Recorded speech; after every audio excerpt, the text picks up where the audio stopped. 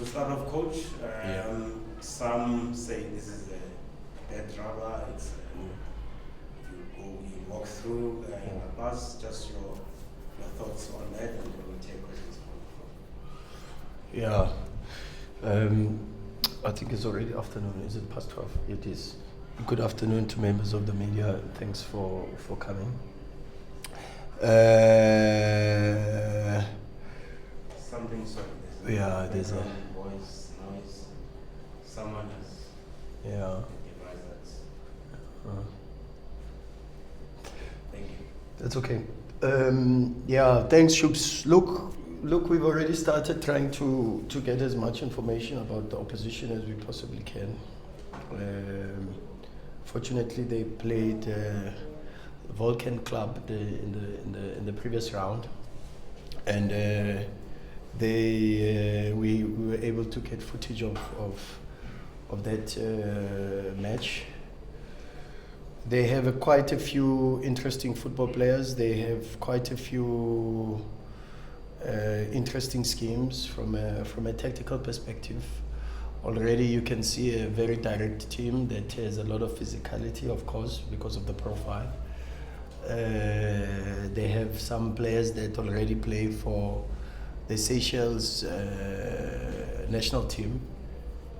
They have two Madagascans. I don't know what you call them, people that come from Madagascar. Madagascar.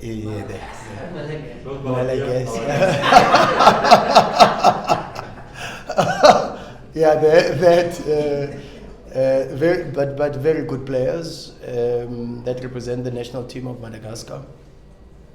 Remember the goalkeeper Moussart? He was the one that caused a social media uproar when they played in 2018 against Nigeria, and because of his unusual size, and but the unusual size plus the shot stopping and the saves.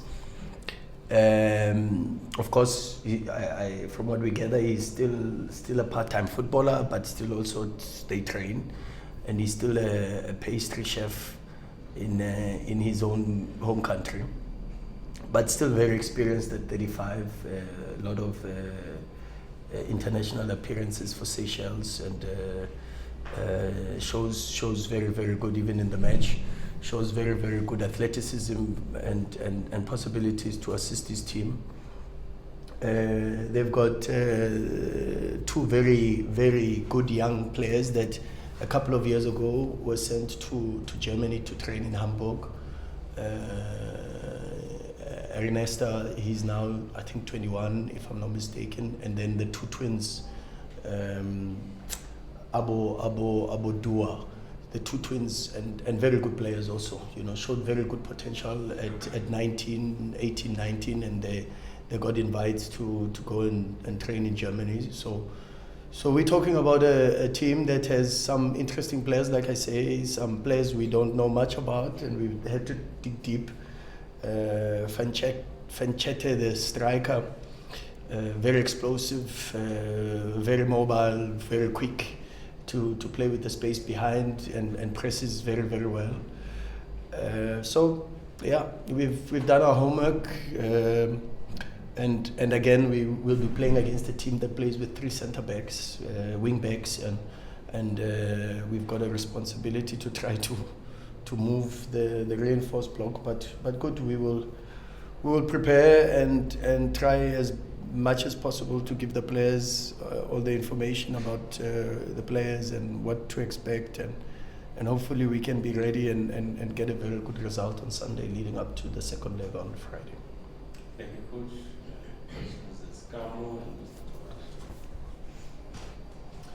Afternoon, Coach. Sure, come. From Bafana Sports. Coach, you're playing two fixtures right here at home. Would you say that that's an added advantage, or would you still say that playing the same team twice is still a bit tricky? Yeah, always tricky to play the same team twice. You see it even in the league, in South African football. Not never easy. Probably the only advantage is that there's less traveling for us. So from that perspective, you've got huge mental plus physical advantages from that perspective. So there's no accumulation of travel fatigue, psychological fatigue from traveling and being in a foreign country. So, but apart from that, still have to play the 90 minutes with the same attitude, very good mentality against, as I said, a team that is well organized. You can see that the coach Bruno, I always look at the team and then I have a softer or not so soft spot for the coach. I don't know the coach, but when I look at the organizational forms and I look at how they play for the type of profile of players that they have, you can see there's some coaching there, which is a very good pat on the back for the coach Bruno. But apart from that, still a tactical test with the back three, with two central midfielders like they did. Okay, they started with one, and then they had to make the early change within the first 5 minutes after conceding from the corner kick. And then they went to two pivots, which I think that is something that they're going to do against us. So tactically, we still have a lot of work to do, and we have to apply ourselves properly and make sure that we win the match proper. You know?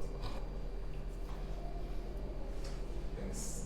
Coach Tsepo from ENC, I had a Sure, similar Tsepo. question to you in terms of playing both legs at home, Mm. but follow up the importance of having sort of like a full week to towards your next match, because as we know, this season is not just that. Yeah. But the importance of having sort of like a full week.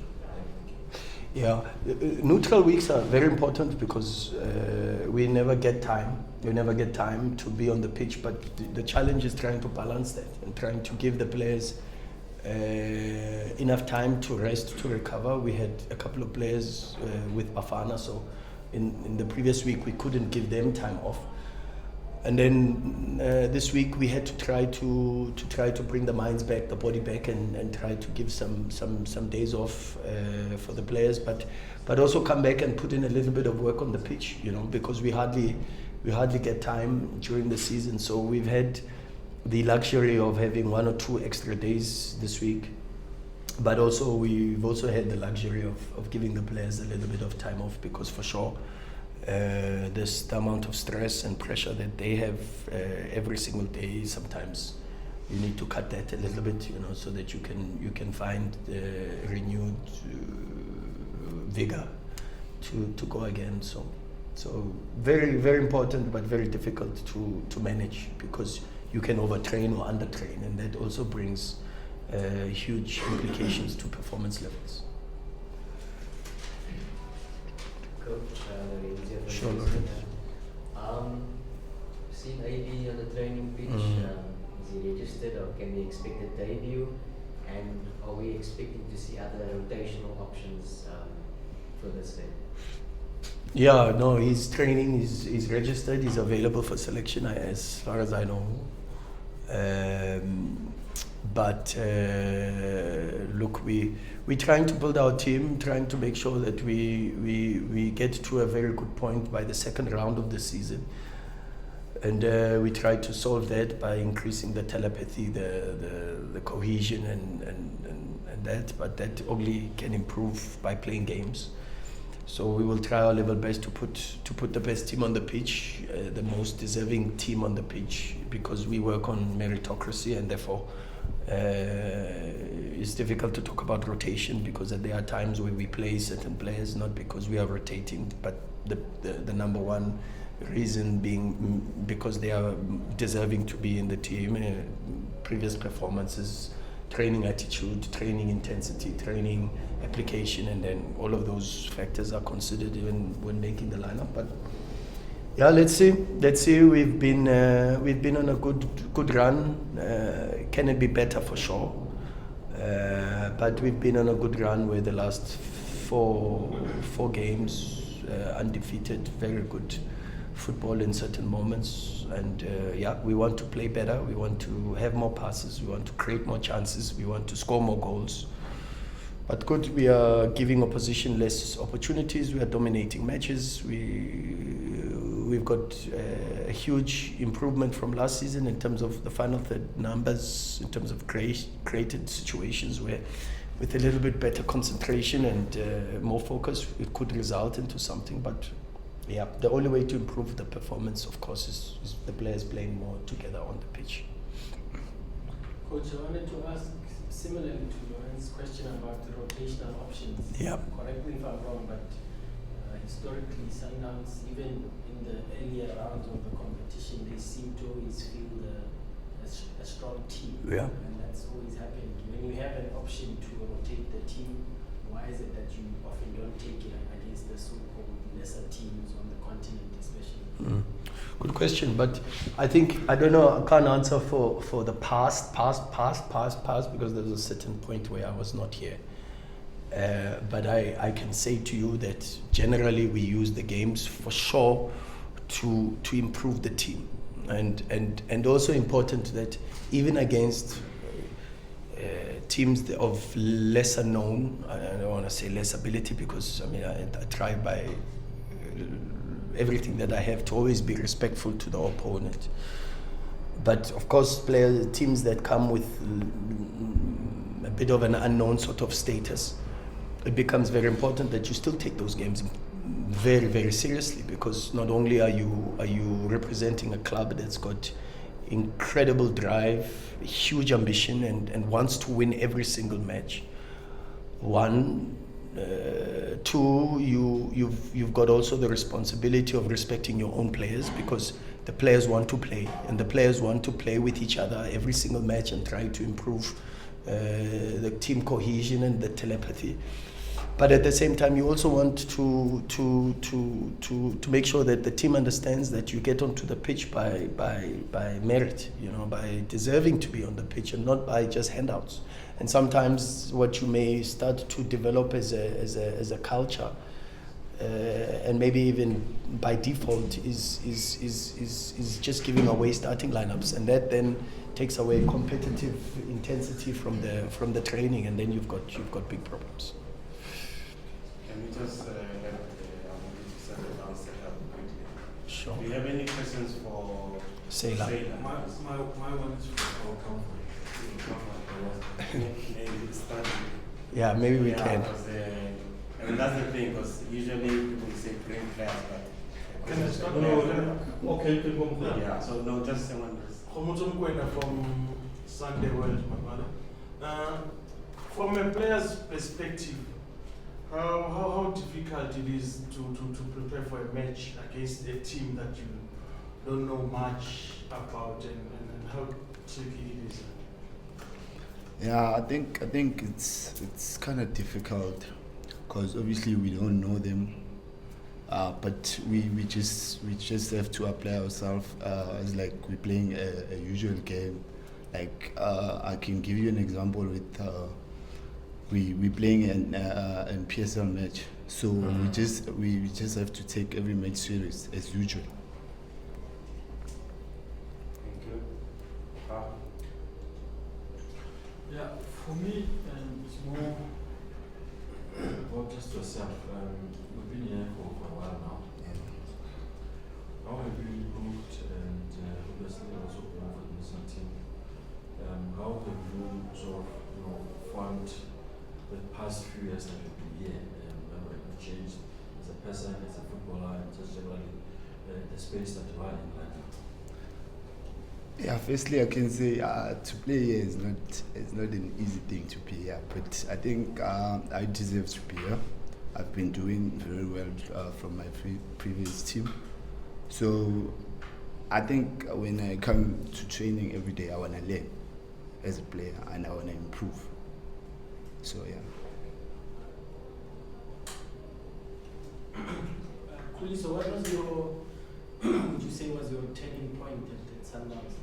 As you said, you've been here for a while, but when you signed for Sundowns, people thought you were crazy to come here when there's the league and there was Tafe on top of his game, and you were playing for a Black Leopards team. I think they just gotten relegated. And people thought this guy is crazy to come here to compete with players that are playing for Bafana Bafana. I think as a player you just need to believe in yourself, or maybe one day you're gonna make it and compete to those big, so-called big names, So I told myself, if I have to compete, I will compete. So, yeah. But if there's been a player that has, sorry to hijack the question, but if there's been a player that has maybe for the last 2 seasons been extremely consistent in his performances, it has to be Sailor. He's a difficult player to manage at training because you've got to stimulate him. He does, because he's talented. And it's the story of geniuses.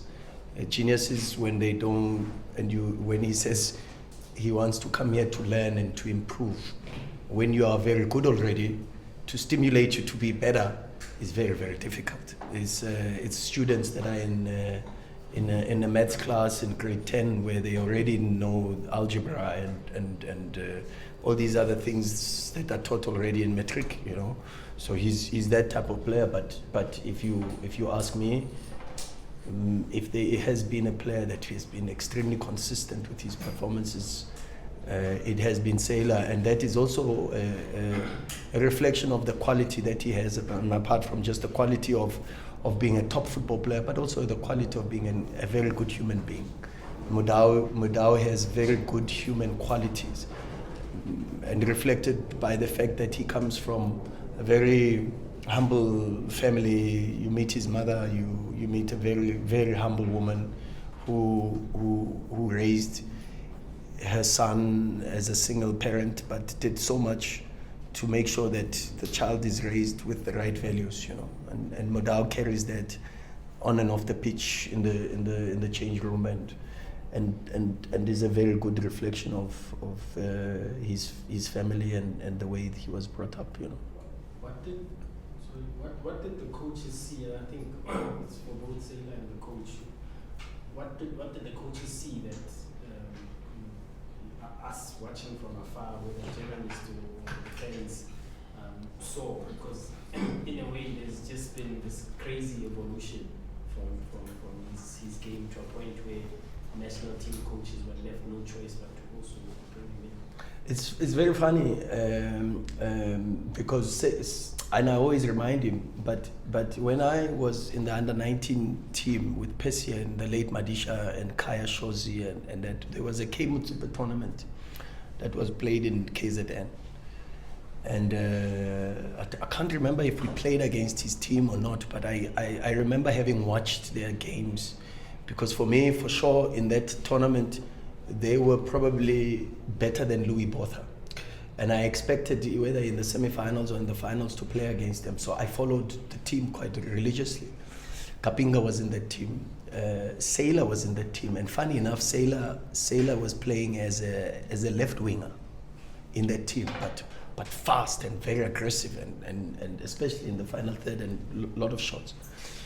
And I followed a little bit his career because he was someone that even at that point we tried to sign for the under-19s, because we brought him and Kapinga and quite a few players that we had seen in that tournament for training, for a week's training at Clapham. And I don't know what had happened in that space. I can't really remember. I'd be lying. But we couldn't sign Sailor. Sailor then went on, and I followed a little bit. Couldn't really get close, but I followed a little bit the career. And fortunately, he then had a bit of a stint at Jomo Cosmos, and then at Cosmos he played as a central midfield, as a number 8. Jomo actually moved him from left wing to a number 8. That then he then went to Black Leopards, and he then moved to right back. And already when he played right back, you could see the profile of a player that's played left wing and that's played central midfield. And now he's playing at right back. So, of course, already if you look at the positions and the responsibilities that he's had to carry and develop in those positions, as a left wing, to be very aggressive in one-on-one situations, to be a problem in and around the box. And he already had that, the speed and the aggression to play closer to the goal. And then he moved to playing as an 8, where sometimes even as a fullback, you've got inverting possibilities and playing a little bit closer to the center and carrying the shadow midfield responsibilities. That's why an inverted fullback is called a shadow midfielder, because in that moment, you've got to have the ability to pass short for long, to have very good wrist defense, to have very good anticipation, very good ball usage. And then he developed into a fullback where now both parts of the pitch have to be managed. The left wing and the 8, and from a defensive sense, the possibilities of managing the other half of the pitch. And so his development as a football player, maybe not consciously planned out, but if you look at it, was the best for the type of profile of fullback that he is, and that's what Sailor gives you. Sailor gives you, if you compare him to a lot of fullbacks and modern fullbacks that give you maybe a 7 out of 10 offensively and maybe not so much defensively, or like Trent, for an example. There's a big analysis now happening about Trent's defensive part of the game, and you see it even now in the Champions League games, where every time an opponent goes to I was watching Liverpool versus Newcastle, and every time Newcastle goes actually Brighton and Liverpool, the 3-2 game, and every time Brighton went on Trent's side, a chance or goal, and you feel so sorry for the player because he's playing with so much pressure. But what I'm trying to get to is, there's very few fullbacks in this country that have so much balance, that they give you a 7 offensively and 7 defensively. And Sailor has developed these qualities, and I would presume, I don't know, maybe he would have the answer for that, but I would presume that playing these different positions at different stages within his career has actually helped him to become very, very close to having very good qualities as a fullback. I still do think that he can do so much more. I still do think Sailor is playing way below, and he knows because I tell him every single day. When he plays well, I tell him, but when he doesn't play well, I also tell him, and he also knows that I still think that he's still playing a notch below his potential. You had a question for Sailor? Yeah, I mean, What has helped you? I think it's along the same line that he see that crazy evolution that we were talking about, from playing all these positions. And for us, watching a Black Leopards team that got relegated to you winning title in Sundowns and being a regular. Yeah, firstly, I can say playing those positions it helped me so much as a player. I mean, going forward, I can give you like my 6, but defensively, I'm sure I'll make sure I'll come with something. But as a player, sometimes you just need to tell yourself and believe in yourself sometimes, But firstly, what I can say is when I came here, I had problems that obviously I have to compete with those names, But I believed in myself, and I told myself I need to work hard, improve every day when I come to training, and then that's when everything went. Okay.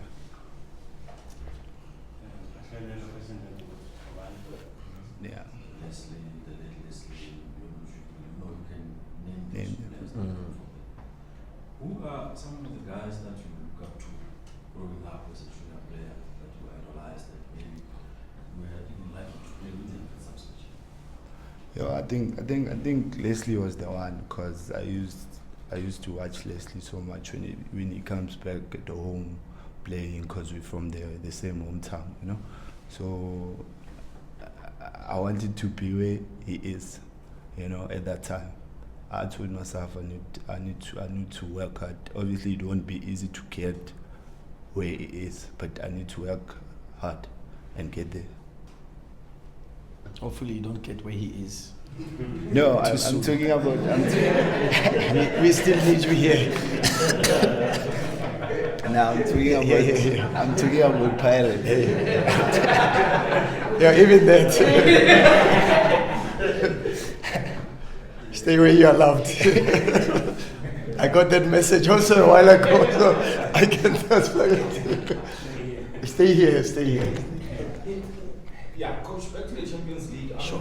Looking at the signings you've made Yeah. this particular season, story, Genesis, Yeah.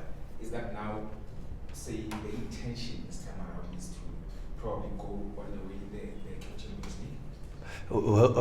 Has always been the aim, the drive, the focus of the club for sure, and that's why even from a personal perspective, when we don't get anywhere close to that, for me it's a failure, because for sure the club wants to be there and wants to be in that space where we are competing and playing to win football matches at that level, and we give it a go again. And try the level best that we possibly can to be in that space where at the end of the season we lift the trophy. But for sure, as I always say, the game being the game of football and with its unpredictability and its possibilities to amaze you, and then the Champions League being a completely different space where you need a little bit of luck to be able to get even beyond the semi-finals and be in the finals. But we have to generate our own luck. We have to work very, very hard every single day and try to put ourselves in the positions to be able to win the competition. Competitions like the Champions League are not won when you play the semi-final or when you play the final or when you play the quarter-final. Matches of consequence are won first day of pre-season, first league match of the season, where you build very good winning habits and competitive mentality, and then you are then on your knees and asking God to grant the team enough wisdom, enough strength, and the capacity to be able to withstand the challenges of the season. But for sure, what's important is make sure that you develop the performance levels that are necessary. That when you get there, you've accumulated that, and hopefully that is enough to carry you through. Big City questions? All of them follow up. Okay, Coach, to follow up to that Tsapo's question, maybe asking it in a different manner. You guys have made a significant investment in terms of boosting the squad and creating depth and all those things. Yeah. Obviously, there must be that button of expectation. Oh, for sure. That is there, but is there a fear maybe that it may weigh heavily on, especially on the players, because you guys as the coaches you may know how to handle this kind of expectation? I don't think so. I don't think for the players there's fear. I do think once you start thinking about fear, you already think about failing. We try as best as we possibly can to be people who are optimists and positive with our thinking. We are speaking a lot now, every single day, about positivity, positive mentality, positive behavior on the pitch. And that means forward passes, forward runs, trying to press a little bit earlier, higher, those type of things. And that then translates into positivity in the change room, into the meeting room. And we are trying to remain as positive as possible, because for us the fear of failing has never engulfed us. In football, in fact, in sport, in general, you lose more than you win. And it's like that in golf, it's like that in tennis, it's like that in football, it's like that in rugby, it's in cricket, it's like that. And when you get into that sport, in sports you have a clear understanding that you either win, lose or draw. And we go with a positive outlook to try to win every single match, and not with inhibitions and fear of holding back because we are afraid of losing, So I doubt that. And when you see the change room and the capacity and the profile of the people we have there, I mean, just the other day, Dennis was announced as one of the players in the team of the decade. You don't get to that type of level if you don't win things, and you don't win things if you are always held back by fear, because fear, of course, in a day-to-day walk of life is something that inhibits one. It holds you back from fully expressing yourself, and so we try our level best to make sure that the environment is positive and we are thinking positive, and that means always thinking about winning every single football match, working hard towards making sure that we are ready for that and doing the best that we can to do that. Good. We'll start wrapping it up. One. Yes, just a follow-up on that, coach. How much have you learned from last season? Because a lot of us believe that last season was a shock exit. Yep. Unexpected. Yeah. How much do you take from that into this campaign? A lot, because as I said to you, and it's good because it's a follow-up. But what really matters in football is not to think about the losses, but to think about the lessons that come with the losses. One coach once put in his book, I don't know if it was Carlo Ancelotti, Quiet Leadership. I'm not so sure, but the book was Quiet Leadership, and I'm not sure if it's Fergie's or Carlo. You'll excuse me if I'm wrong, but one of the coaches spoke about saying that if you lose the match plus the lesson, then you are a loser. But if you lose the match, but you gain with regards to the lesson and you've learned something from that, and then you've won. You know what I mean? And that's what we try to do. And of course, then that translates into where we are already, where everyone thinks, La Paz. But that's what everyone thought when we went to the quarterfinals. Oh, let's get Petro. Do you know what I mean? And football being football shows you that nobody is entitled to results. Nobody has a God-given right to win every single football match. And you've got to take every match as professional, be as diligent as you possibly can, and invest the same amount of hours into a game of La Paz as you would to a game of Chiefs and Pirates and Al Ahly and all of that. And that's why, if you ask me about any player, I know the age, I know where they play, I know the foot, I know the system. I already know because that's part of our jobs. And when the players see that the coaches take these things seriously, they have the notes, they come to work, they tell you what the name of the right back is, what jersey does he wear, what foot does he use, what formation do they play, who the coach is, and you tell them everything that they need to know, everything. Does he play for space behind or space in front? And then you assist the players to be prepared, and that takes away any excuses from the players to be able to not give the best that they can on the pitch and then eventually go out to win the match. So we try to take it as serious as possible. We watch the opposition and then try our level best to make sure that the performance is right. And when the performance is right, we know that 9 times out of 10 we win. Is it a follow-up? No. We need a last question, then we'll close.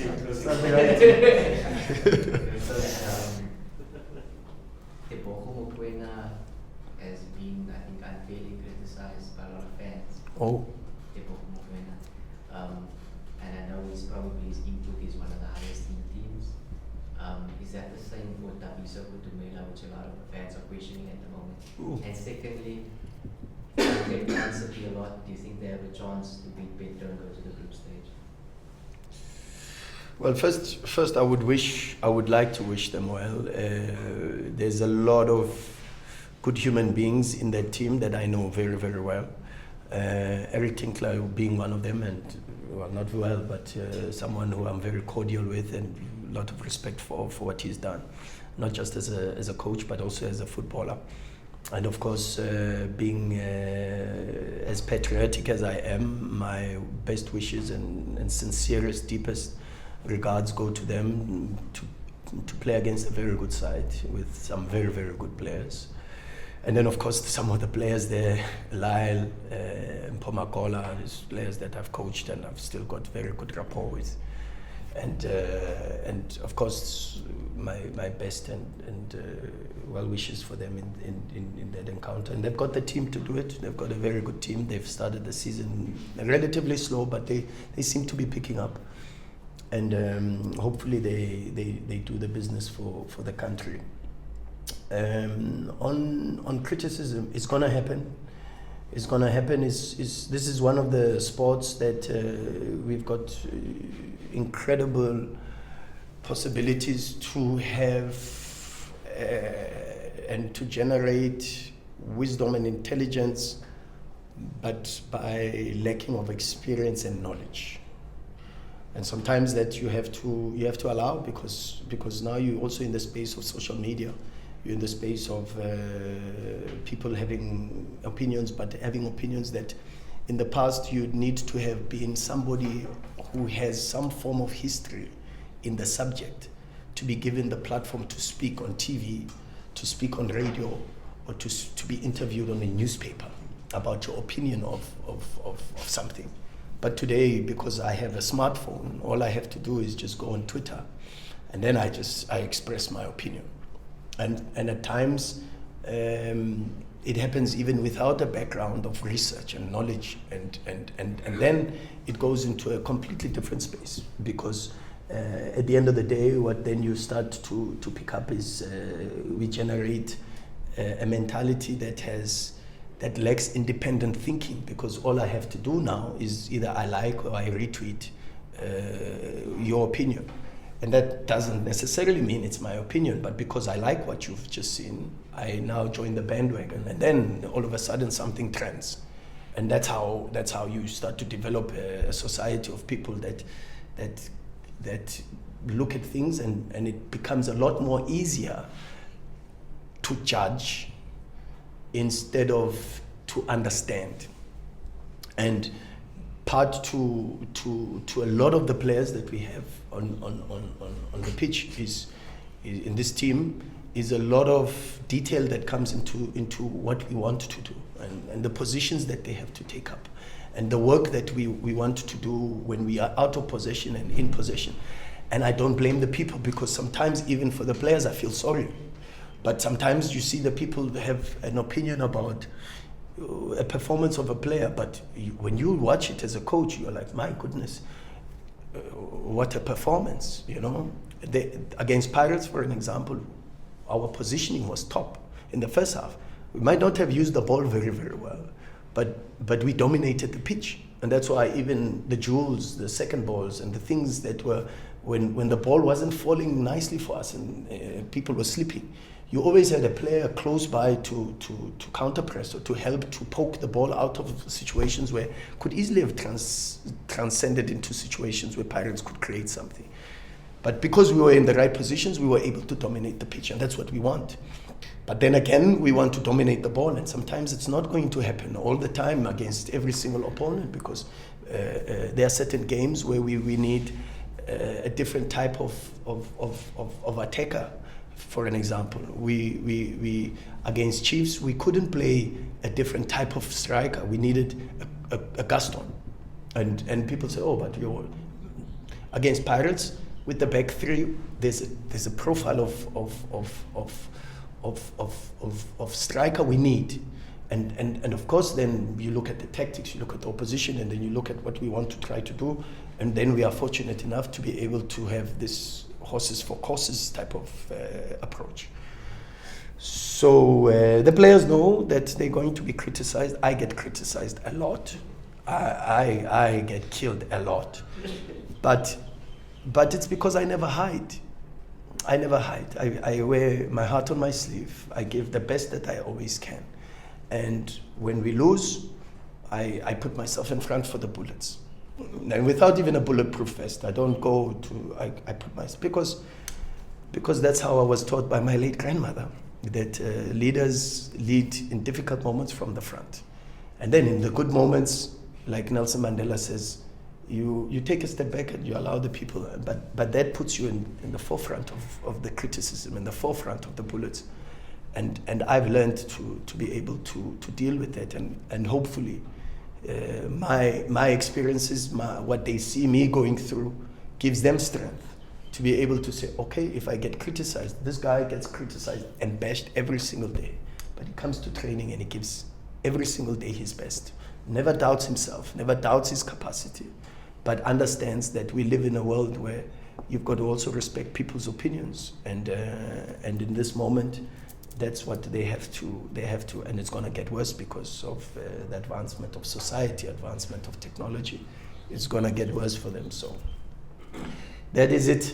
You know, hopefully they are strong enough to be able to withstand and continue to trust in the process, because at the end of the day, what's important is what they do for the club and how they carry the responsibilities and the duties from a tactical perspective with regards to the game plan and what we want to do on the pitch.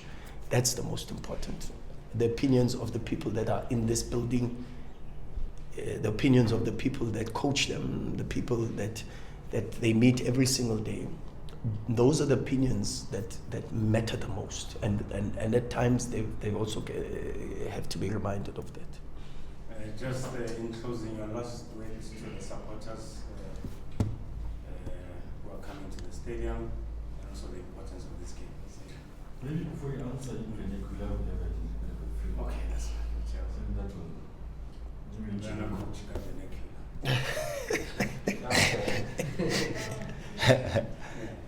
Yeah, I'd come and support that's what is support the game ya Sunday. So I to make sure we are I am at 3 point.